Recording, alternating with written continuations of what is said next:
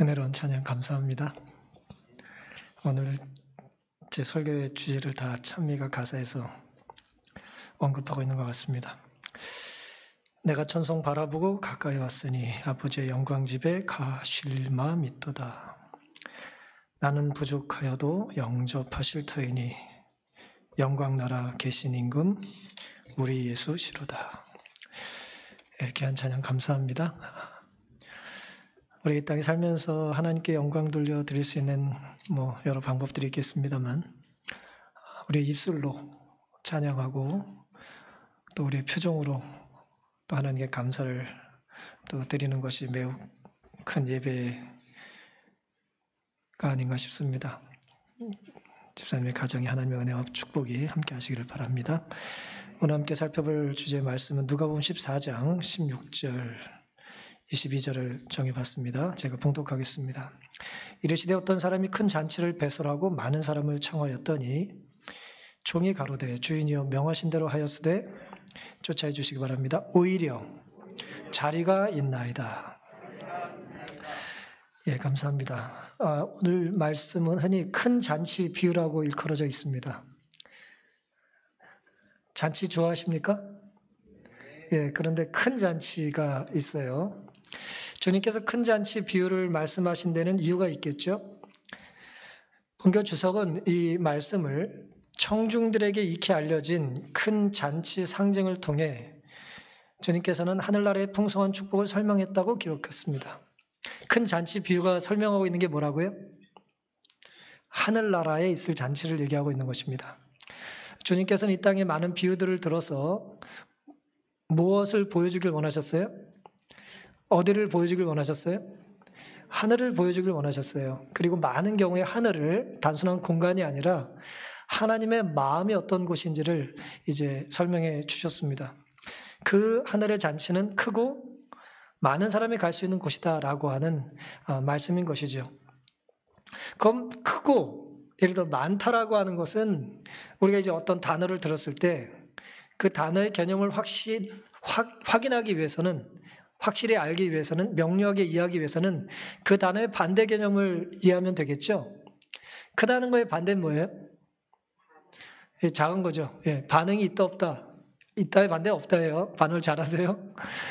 크다의 반대는 작은 겁니다. 많다의 반대는 적다는 거예요. 하늘나라의 잔치가 크고 많은 사람이 갈 수 있다는 얘기는 예수님께서 지금 이 세상의 상황은 그렇지 못하다는 얘기를 하고 싶으신 거예요.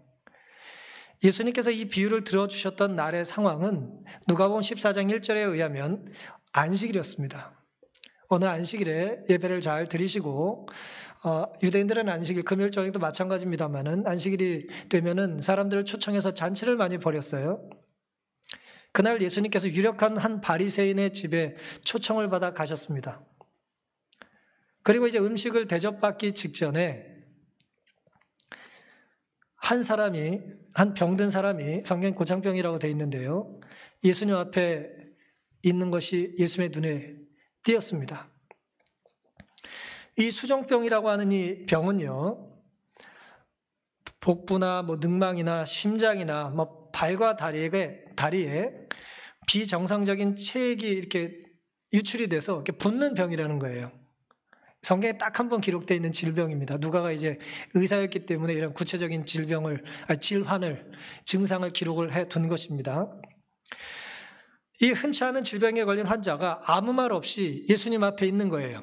어느 안식일 오후 아주 부자 바리새인의 유력한 집에 잔치에 온 것입니다. 이 사람은 어떤 기대를 가지고 왔겠어요? 여러분, 병원의 환자가 어떤 기대를 가지고 갑니까? 병이 낫기를 기대했겠죠. 이 지금 몹쓸 병에 걸린 이 사람이 예수님을 쳐다보고 있어요. 어떤 시선으로요? 나 좀 고쳐주세요라고 하는 표정으로 앉아 있습니다. 아무 말을 하진 않았지만 그 모습을 보시고 예수님께서 시선을 돌려서 이제 주변의 율법사들과 바리새인들에게 질문하셨어요. 안식일에 병 고쳐주는 것이 합당하냐 물으셨어요. 안식일에 병 고쳐주는 게 합당하냐라고 물으셨어요. 대답이 있었을까요? 없었을까요? 대답을 안 했어요. 왜냐하면 여러 당시에 뭐 보수적인 사람, 뭐 진보적인 사람 또 여러 있었지만 일반적으로 질병에 걸린, 특별히 만성병에 걸린 사람들은 안식일에 치료 행위를 했어요, 안 했어요? 잘 안 했어요. 왜냐하면 만성병은 굳이 안식일에 고칠 필요가 없다고 생각한 겁니다. 응급 상황에서나 뭐 고치면 되지 않겠냐, 뭐 그런 것이었고요.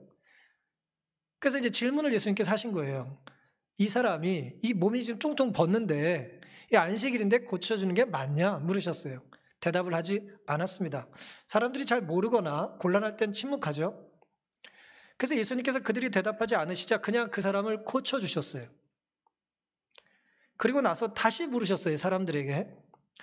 너희가 안식일이라도 너희 아들이나 소가 우물에 빠지면 그만 보고 있겠냐 물으셨어요.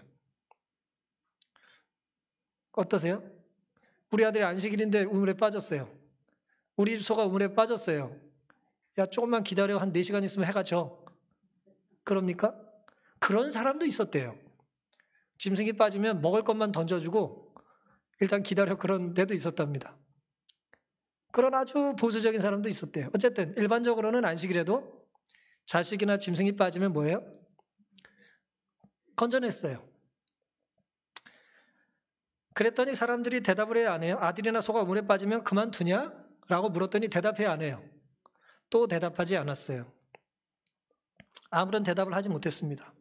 이것이 이제 예수님께서 비유를 드시기 전에 첫 번째 배경이에요.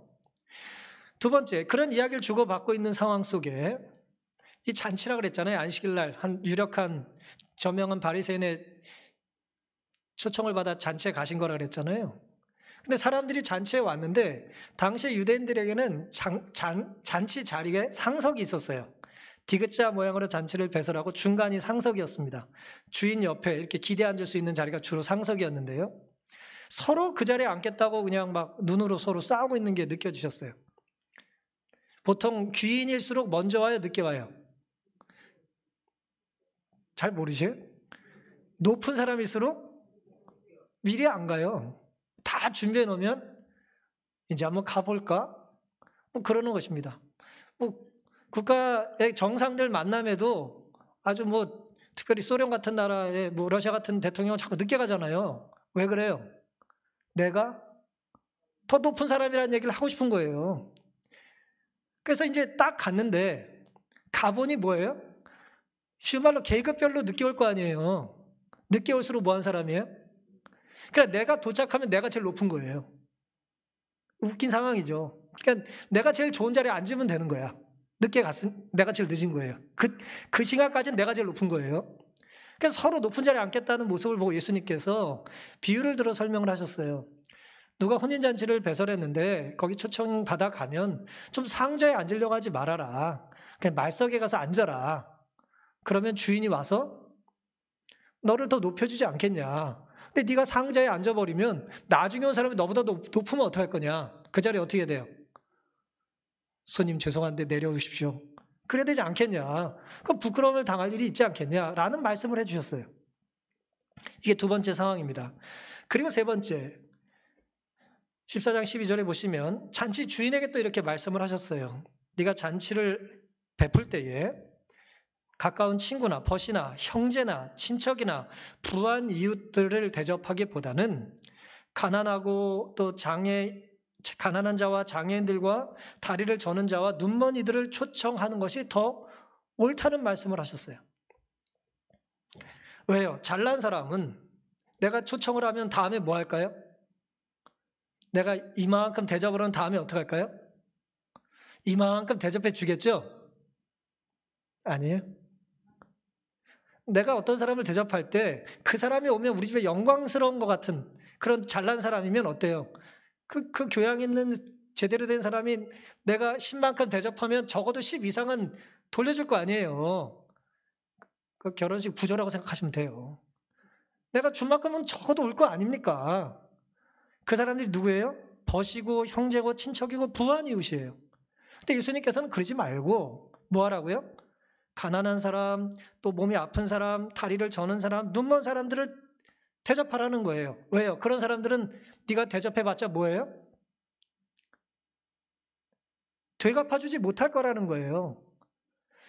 이 땅에서 네가 한 선행의 값을 되갚지 못하는 것이야말로 부활의 날 진짜 복을 받을 수 있는 자격이라고 말씀을 하셨어요. 이게 이제 이 말씀이 이제 누가복음 14장부터 있었던 안식일 오후에 있었던 이야기입니다.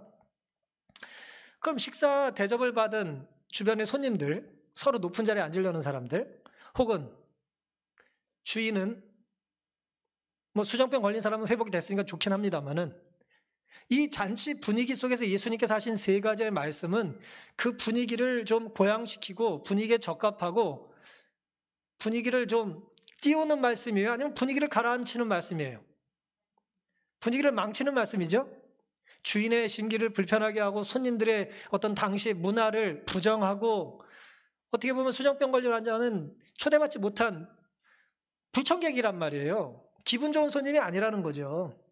근데 그 사람을 안식일에 고쳐주는 게 옳다고 하면서 또 그들을 질책하셨잖아요. 아주 예수님이 분위기를 망치셨어요.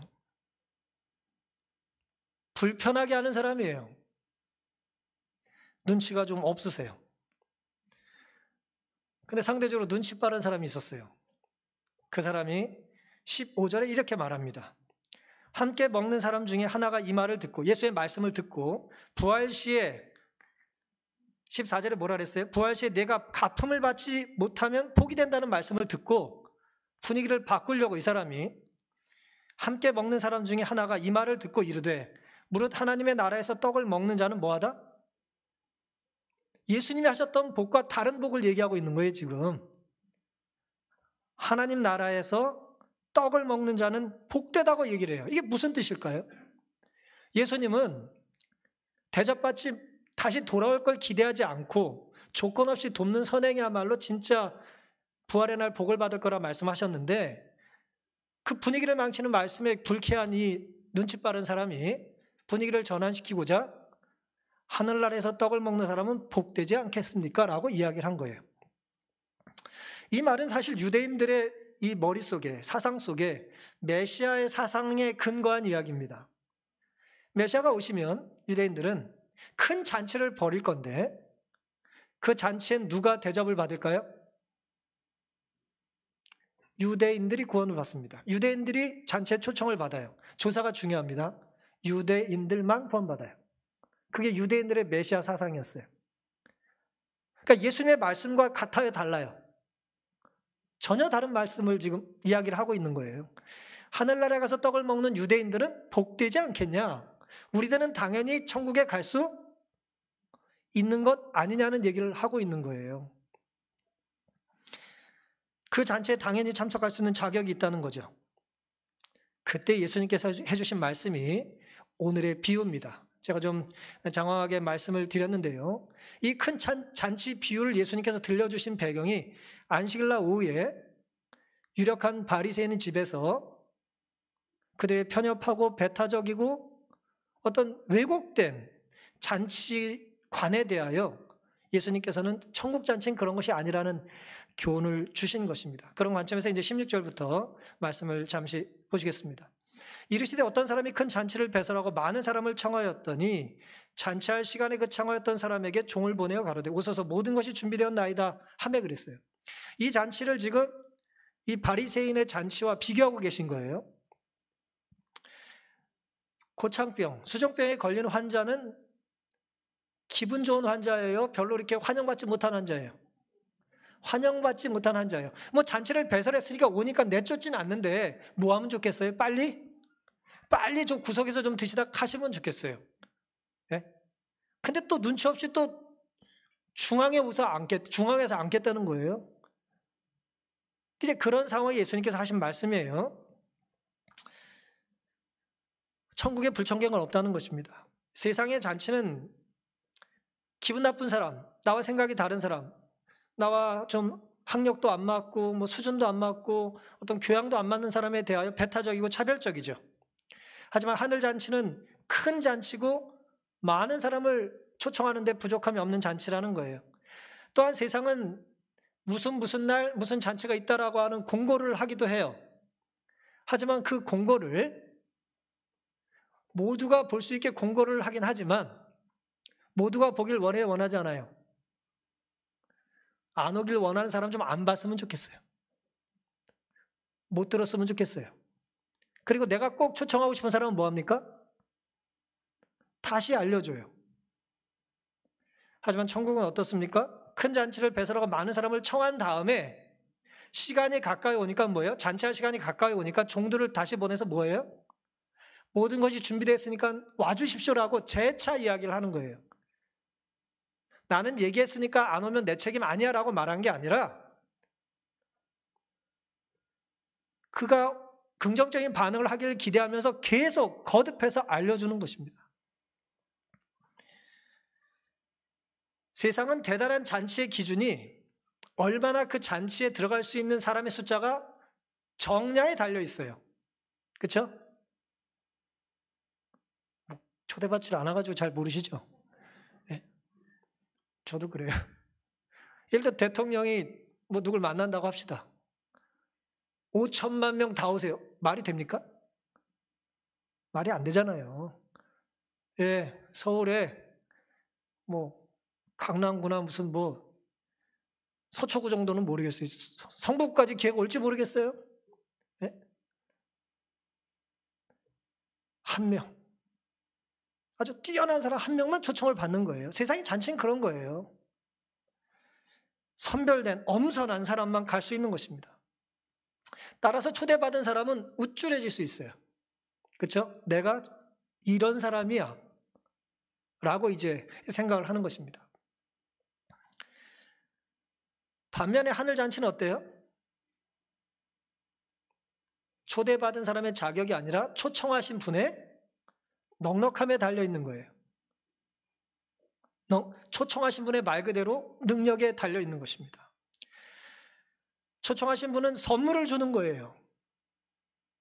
하지만 세상 잔치는 어때요? 나는 그 선물을 받을 자격 있는 사람이라고 하는 자랑을 하게 되는 것입니다. 우리가 하나님의 초청이 선물인 줄 이해한다면 우리는 초청받고 자랑하거나 교만하는 대신 뭐 할 수 있을까요? 감사하고 겸손하겠죠. 세상은 나에게 초청받을 자격이 있는 삶을 살라고 끊임없이 우리를 부담스럽게 하는 것입니다. 그래서 갈 수 있겠어? 하지만 하나님 마음은 우리에게 하나님의 사랑을 통해서 넉넉한 초청을 베풀어 주시는 것입니다. 하나님의 나라는 차별이 없는 곳이죠. 그렇다면 교회도 차별이 없어야겠죠? 예. 이 교회는 누구까지 품을 수 있는가? 우리 가정은 어떤 손님까지 귀빈 대접을 하는가? 그것이 오늘 우리의 신앙의 수준을 보여줄 것입니다. 내 신앙에서 수용할 수 있는 기준과 내가 품을 수 있는 문턱은 누가 정해야 될까요? 내가 정한다면 내가 주인인 것이고 주님이 정하신다면 주님이 내 삶의 주인이 되시는 것입니다. 누가 정하셔야 합니까?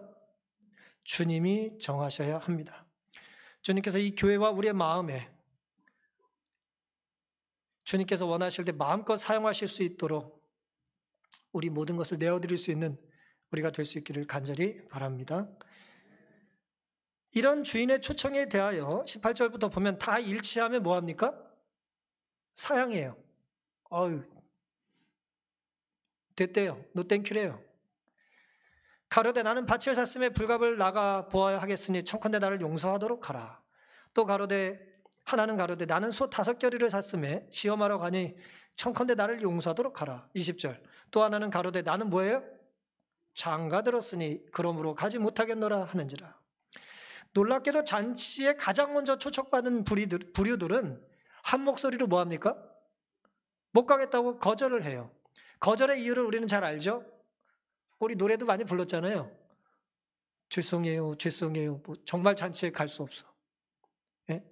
팥을 샀습니다. 그 다음에 뭐예요? 소도 샀어요. 그 다음에 장가도 갔어요. 앞에 두 사람은 또 교양이 좀 있어서 미안하다고 얘기를 합니다. 근데 세 번째 장가한 사람은 좀 뻔뻔해요. 난 못 가겠어. 뭐 그렇게 말을 해요. 거절의 이유가 그럴듯합니까? 좀 못 올 이유가 정당한가요? 충분한 이유가 됩니까?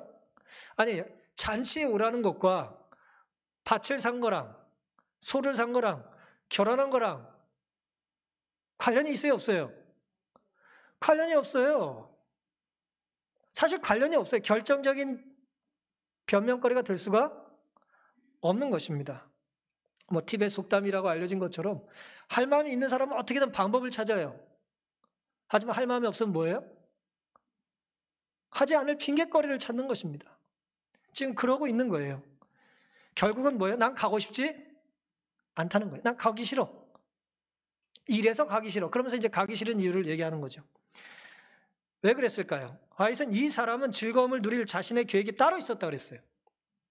잔치 가는 것보다 내가 즐겁게 생각하는 다른 계획이 있어요. 그 계획이 자기가 참석하기로 약속한 잔치보다 더 좋다고 생각한 거예요. 하늘의 잔치보다 내가 생각하는 게 더 좋은 거예요. 그는 그 거룩한 잔치에서보다도 다른 사교적 모임에서 즐거움을 찾는데 익숙해져 있었다. 익숙한 건 뭐예요? 내가 많이 했기 때문에 익숙해진 거죠? 많이 한 건 잘하잖아요. 내가 잘하는 걸 좋아하는 거예요. 하나님 말씀에 반응한 어색한 거예요. 그건 아주 불편한 거예요. 이 모든 핑계는 그들이 딴 생각으로 여념이 없다는 것, 정신이 온통 다른 관심사에 몰두되어 있었다는 것을 보여준다고 그랬어요. 재물과 부와 오락이 저희의 정신을 앗아갔다 그랬습니다. 내 소유물, 땅이 늘어나는 거예요. 또 소가 늘어나는 것, 재물과 부와 오락, 내 가정이라고 하는 그런 것들이 내 정신을 앗아간 것입니다. 그들은 일제히 핑계했습니다. 저희는 세속적 이익을 영원한 삶을보다 더 귀하게 여겼습니다. 저희가 하나님께로부터 받은 바로 그 축복이 오히려 저희의 영혼을 창조주와 구주에게서 떠나게 하는 장애물이 되었다 그랬습니다. 굉장히 두려운 말씀이죠.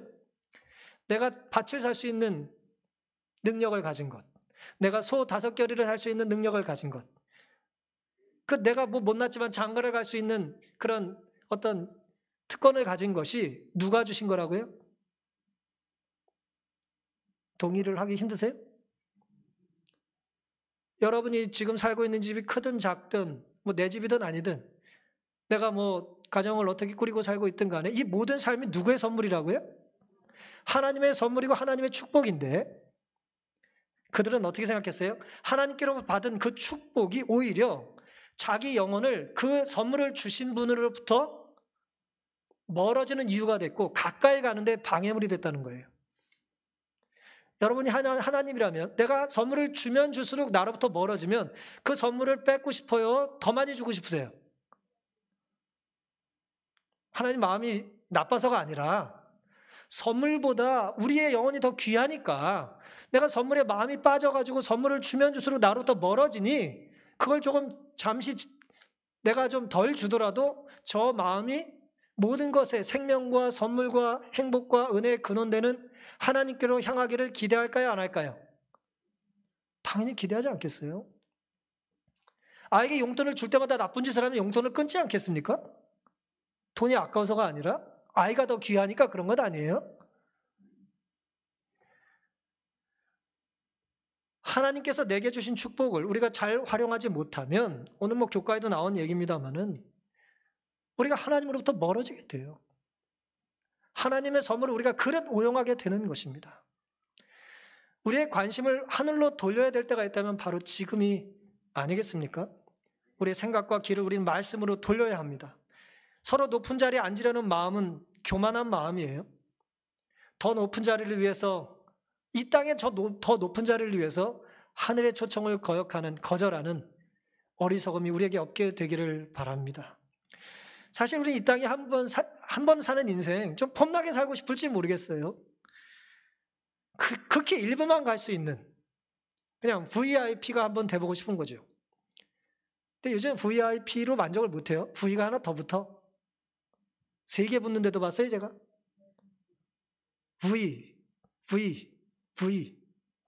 V는 very 이니셜이죠.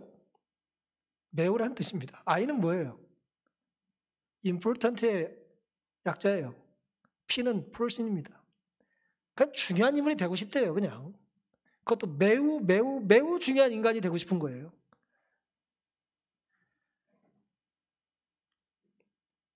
뭐 그 욕망 자체가 나쁘다고 할 수는 없겠습니다만은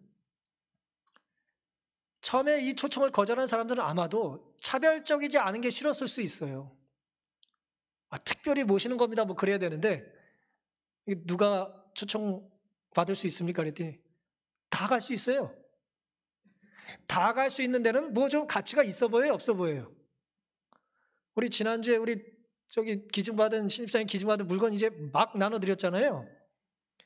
그랬더니 감사를 하는 마음이 있는 분은 훌륭한 분입니다. 근데 갖고 가면서 또 뭐라 그래요? 갖고 가면 고마운 줄 알지. 또 엉뚱한 소리 하는 사람 있어요? 그러면 안 돼요. 네? 하나님이 우리에게 귀한 것들을 거저 주실 때에 마치 나만 받는 것 같이 배타적이고 차별적이지 않다고 거절하는 어리석음이 우리에게 없게 되기를 바랍니다. 특별 대접을 원하는 건 교만 때문이고요. 가장 높은 자리에 앉고 싶은 것은 허영기 때문인데 우리의 마음이 교만과 허영으로 가득 차면 그 마음 안에 하나님의 자리가 있을 수가 없습니다. 우리에게는 이런 병들고 왜곡된 잘못된 모습이 없게 되기를 간절히 바랍니다. 하지만 이런 모습에 대하여 이 잔치 베푸신 하나님의 마음은 어떻습니까? 21절 종이 돌아와 주인에게 그대로 고했습니다. 다 거절했습니다. 주인이 어떻습니까? 노했어요.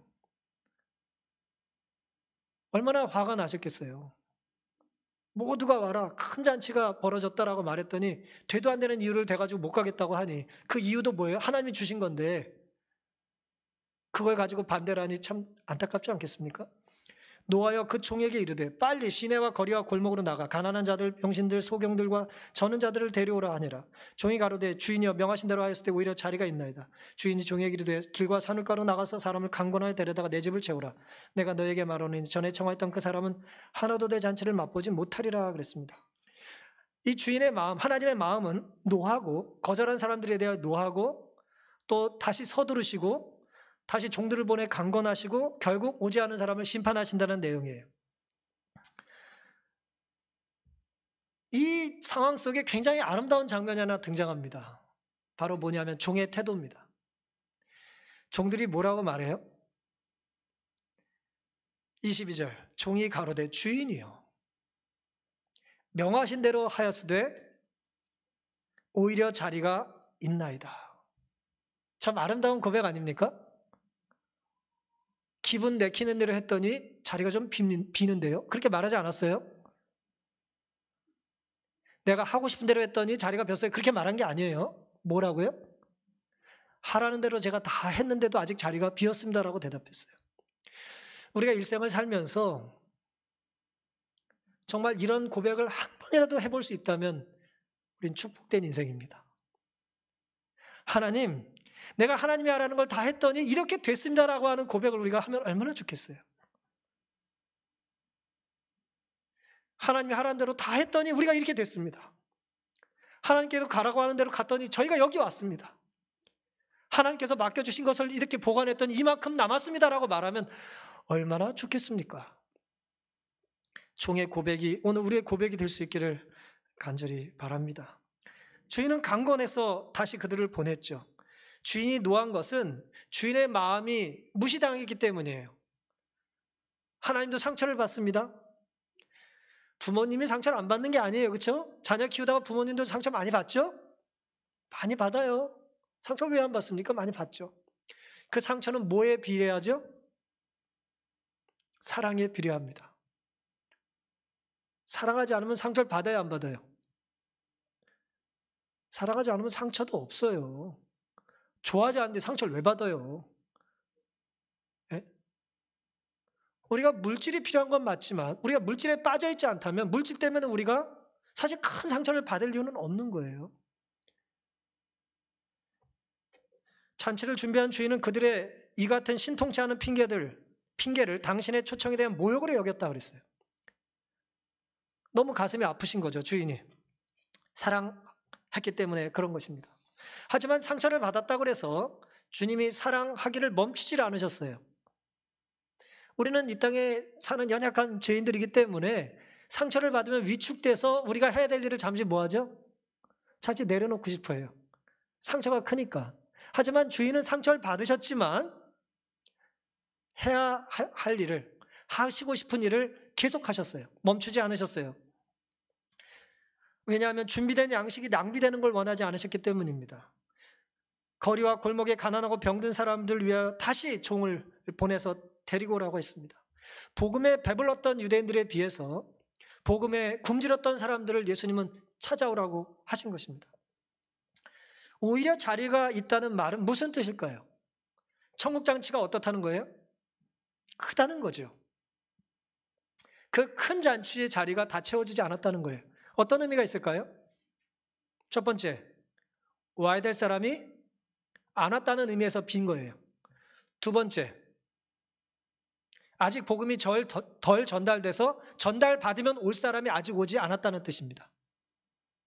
뭐 같은 말일 수도 있지만 좀 다르죠. 들었지만 가지 않은 사람 때문에 자리가 비어있고 듣는다면 오게 될 사람의 자리가 아직 비어있다는 거예요.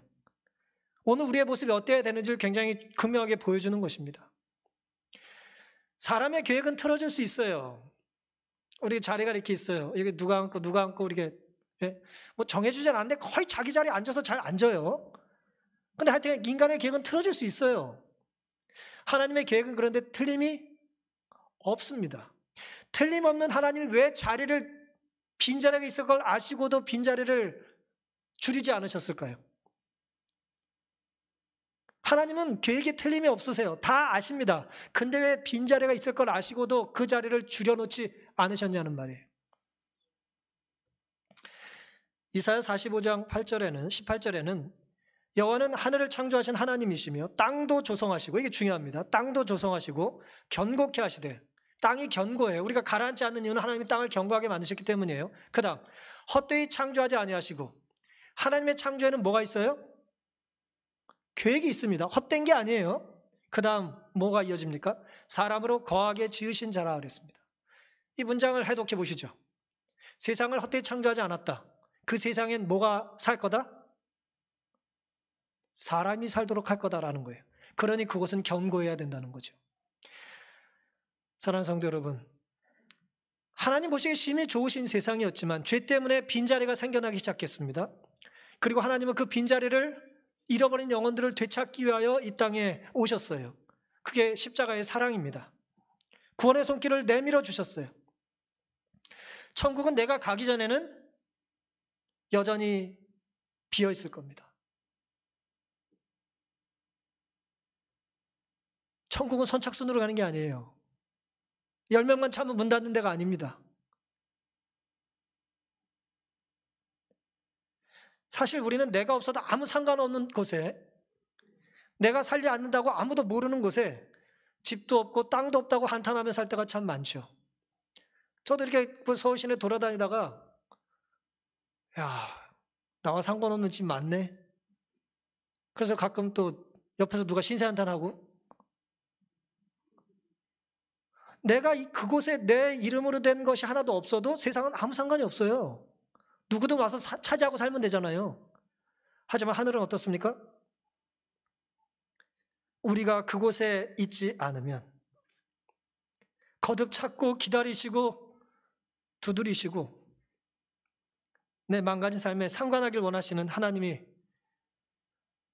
마련하신 자리가 여전히 비어있다는 것에 대한 우리의 인식이 너무나 둔감하다는 거예요. 정말 내가 있어야 될 자리가 어디냐? 내가 채워야 될 자리가 어디냐? 내 이름 석자가 기록되어야 될 게 어디냐? 우리가 잊지 말아야 되는 것이죠. 그래서 예수님께서는 강권하라는 말씀을 사용하신 거예요. 이 강권이라는 말을 강제나 억지라는 의미로 사용하신 것이 아닙니다. 이 말씀 우리가 사람들로 하여금 강제로 복음을 받도록 해야 된다는 가르침으로 생각되어 왔지만 그것이 아니에요. 이 말씀은 오히려 초청의 긴급성과 권면을 효율적으로 제시하는 것을 말합니다. 복음은 사람들을 그리스도께로 인도하는 데 강제적인 방법을 사용하지 않습니다. 하나님의 사랑과 은혜로운 능력이 우리를 강권하여 주께로 나아가게 하는 것뿐이에요. 여러분, 좋은 것이라고 강제로 하면 될까요, 안 될까요? 강제는 엄청 싫어해요. 좋은 것을 강제로 하게 하면 안 해요. 인간의 본성이 그렇습니다. 이 본문에 누구도 물리적인 완력에 굴복해서 자기 의지에 반대되는 행동을 억지로 한 사람이 아무도 없어요. 가치 있는 것은 억지로 할 수 없습니다. 믿으라 강제할 수 없듯이 믿지 않는다고 우리가 박해할 수가 없는 거죠. 방향이 옳으니 어떤 수단과 방법을 동원해도 상관없다는 건 잘못된 거예요. 방향이 옳다면 방법도 옳아야 되는 것입니다. 왜 예수님은 사랑하시면서 강권하실까요? 왜 긴급하실까요? 왜 조급하실까요? 사랑이 첫 번째 특징이 뭐예요? 사랑은 언제나 오래 참는다면서요. 근데 오래 참는 것과 긴급함은 어때요? 좀 상반되는 것 같지 않습니까? 아니에요? 좀 상반되는 것 같잖아요. 네. 하지만 저게 두 개 다 사랑의 속성입니다. 사랑하기 때문에 사실은 참기 힘든 거예요. 조금 더 참기 힘든 거예요. 사랑하기 때문에. 긴급한 거예요. 망해가는 사람을 보고 기다릴 수가 없는 거예요. 하지만 너무나 사랑하기 때문에 끝까지 기다리는 겁니다. 그게 사랑의 에너지예요. 오래 참는 사랑이라는 말이 아무 생각 없이 무념무상 도 닦는 마음 평정 상태가 아니에요. 이 사랑하기 때문에 속이 뭐예요? 그냥 부글부글 끓는 거예요. 뭐 아무렇지도 않을 수 있습니까? 자식이 죽어가는데 탕자가 집 나갔다가 안 들어오는데 아무렇지도 않을 수 있어요? 지가 올 때면 오겠지 뭐 배고프면 뭐 그럽니까? 그럴 수 없어요. 소돔성에 유황불이 떨어질 걸 알면서 구원받자고 말하지 않아요? 아브라함이 가만히 있습니까? 조카를 보고? 오늘 배운 것처럼 노아 홍수가 내릴 걸 정말 믿고 아는데 방주를 대충 만들고 어차피 들어오지도 않을 텐데 뭐 8명만 잘 거 만들어 그래요? 그럴 수 없어요. 조급하고 긴급하고 신속하게 말하면서 끝까지 기다리는 것입니다. 그게 하나님의 사랑이죠. 우리가 하나님의 사랑이 우리 마음에 있게 되기를 간절히 바랍니다. 설교가 조금 길어져도 인내 잘하시고 우리가 감사하면 좋겠어요. 제가 좋아하는 작가 중에 이제 박완서 씨라고 있는데 이분 글을 제가 뭐 도서관에서 눈에 띄면 종종 빌려다 읽는데요. 이분의 이제 뭐 작품이 대표적인 많은데 그 중에 하나가 이제 엄마의 말뚝이라고 하는 작품이죠. 뭐 읽어보신 분도 계시겠지만 어머니와 오빠와 자기의 삶을 평생 이제 추적한 이야기입니다. 이 배움과 언어던 엄마가 이 지금은 이제 북한이죠. 당시 경기도 개풍에 이제 박족골이라고 하는 곳에 시집을 가셨어요. 아주 시골이죠. 아주 시골인데 하늘같이 섬기던 남편이 죽습니다. 왜 죽었냐? 엄마의 말뚝에는 이제 심한 복통이라고 처음에 썼는데 나중에는 이것을 이제 맹장염이라고 이제 썼더라고요. 근데 그 시골 지금부터 뭐 1900 지금 이게 뭐 40년대 얘기니까 정확히는 이제 30년대 초네요. 박원순 씨가 어렸을 때 아버지가 돌아가셨으니까 30년대 초에 뭔 약이 있었겠어요 시골에. 떼굴떼굴 아들이 구르니까 그 아버지가 이제 청심환을 줬어요. 그리고 아버지는 청심환을 주고 또 할머니는 엿기름을 주고 동네 한의사를 불러다가 어떻게 좀 탕약 좀 재라고 했습니다. 근데 너무 이제 아들과 남편이 아파하니까 동네에 무당을 찾아갔어요.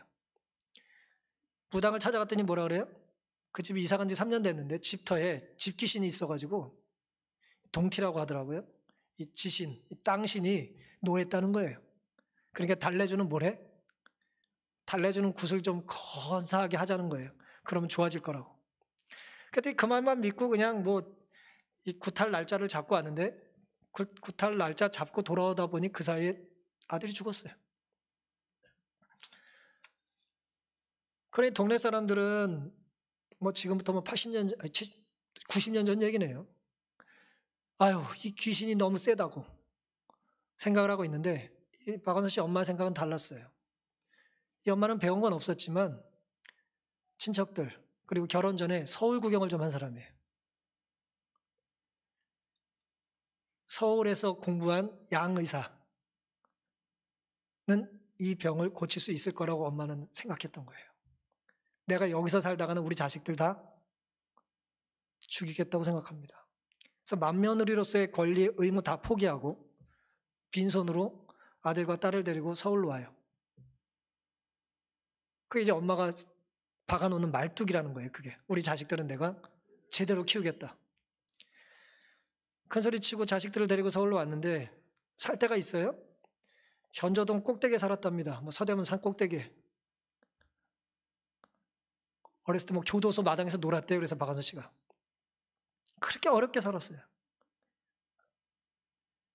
하지만 공부를 열심히 했습니다. 어머니의 기대대로. 신여성이 돼야 된다. 성공해야 된다. 너는 그렇게 무식하게 살면 안 된다. 공부를 잘해가지고 또 뭐 숙명여고 가고 서울대도 가고 그렇게 했어요. 그리고 전쟁 나고 잘난 아들은 죽고 오빠는 죽고 어쨌든 그런 이야기입니다. 그런데 이제 말뚝에 대한 이 박원순 씨의 나중에 회상 중에 이런 얘기를 했어요. 나에게 있어서 엄마의 말뚝은 두 가지 이미지가 있다는 거예요. 하나는 경계, 여기까지가 우리 집이다 라는 엄마의 울타리의 역할이 있고, 또 하나는 송아지를 묶어놓은 말뚝이라는 어렸을 때 이미지가 있다는 거예요. 여러분 어렸을 때 송아지를 이렇게 끌고 다니면, 박원순 씨가 어렸을 때 그걸 봤나 봐요. 송아지를 끌고 가다가 꼴을 먹이려면 말뚝을 박아놓고 송아지가 이제 말뚝에 묶여서 이제 풀을 뜯어 먹을 거 아니에요. 송아지의 자유는 어디까지입니까? 끈 길이만큼이 송아지의 자유예요. 그래서 송아지가 한 바퀴 빙 돌면 그 원주가 길이가 거기까지라는 거예요. 그 안에서만 꿀을 먹을 수 있는 거예요. 그래서 박원순 씨는 작품 속에서 계속해서 엄마로부터 벗어나고 싶어하는 자기 욕심을 많이 썼어요. 욕망을 썼어요. 신여성이 되라는 그 정말 어머니의 그 거친 말투도 싫고, 나는 무식하지만 넌 성공해야 된다는 말하는 것도 싫고, 벗어나고 싶었다는 거예요. 하지만 다 커서 보니까 기적 같은 일이었다는 것을 알게 됐어요. 오히려 아빠가 자기처럼 3살의 아버지가 죽은 자기 같은 사람은 엄마 때문에 서울 와서 신공부를 해가지고 뭐 대학 물까지 봤는데, 자기 고향의 친구들은 아버지가 다 살아있는데도 초등교육밖에 못 받았다는 거예요. 놀라운 일이라는 거예요. 신여성이 되라는 어머니의 성화를 정말 지겹게 생각했지만 결국 그 파격적인 어머니의 결단 때문에 자기가 쉬운 말로 성공을 할 수 있었다는 거죠. 하지만 그럼에도 불구하고 끊임없이 엄마의 시선을 생각하면 자기는 위축이 된다는 거예요. 나는 엄마의 꿈을 이루지 못했다는 그런 생각을 했다는 거예요. 엄마가 원하지 않는 결혼을 해버리고 자식을 5이나 낳고 신여성이 너무 많이 낳았잖아. 그런 위축이 들었던 거죠. 그래서 40살이 되었을 때 소설을 쓰기 시작해요. 40살에 소설을 써서 40년을 소설을 쓰고 이제 80에 돌아가셨어요. 제가 이분의 일대기를 잠깐 말씀드리는 게 뭐냐면, 이분이 처음 소설을 쓰고 신문에 나오고 유명해지고 상금을 받으면서 했던 첫 번째 말이 뭐냐면 이거였어요. 내가 소설을 처음 쓰면서 힘들었지만 만일 당선이 돼서 내가 신문에 나면 엄마가 얼마나 으스댈까, 나 때문에. 아마 딸 기른 보람을 느끼겠지 하는 생각이 채찍이 되어서 계속 쓸 수 있었다는 거예요. 엄마에게 잘 보고 싶었던 겁니다. 엄마에게 벗어나고 싶었지만 마치 엄마가 딸을 잘 키웠다라고 하는 걸 자랑하면서 할 수 있게 해주고 싶은 욕망이 있었다는 거예요. 사랑하는 성도 여러분, 제가 오늘 이 말씀을 드리는 이유는 우리도 하나님을 기쁘시게 해드리겠다는 욕망이 하나님의 초청에 응하는 이유가 될 수 있기를 간절히 바랍니다. 믿음이 없이는 기쁘시게 할 수 없어요. 하나님께 나아가는 자는 반드시 그가 계신 것과 또한 그가 자기를 찾는 자들에게 상 주시는 이심을 믿으라고 히브리 11장 6절에 말하고 있습니다. 박원순 씨의 모친은 가난한 동네에서 부자 동네로 위장 전입을 해서 아이를 학교를 보내요. 왜요? 어떻게든 가난한 데서 나와서 부자 동네에 들어가야 살 수 있다고 생각한 거예요. 명문학교를 보내야 살 수 있다고 생각한 거죠. 하지만 하나님의 초청은 그렇지 않습니다. 속일 필요 없어요. 허풍 떨 필요 없습니다. 남을 짓이기고 올라가서 1등을 해야 되는 것도 아니에요. 하나님은 모두를 초청했고 모두가 갈 수 있는 자리가 넉넉한 것입니다. 내 아버지 집에는 거할 것이 많은 것입니다. 오늘 하나님께서 우리를 이렇게 초청하십니다. 하나님이 기다린 보람이 있을 수 있도록 오늘 우리의 반응이 감사와 순종과 하라는 대로 다 했다는 아름다운 믿음의 고백이 우리 모두의 간증이 될 수 있기를 바라면서 오늘 말씀을 마치겠습니다.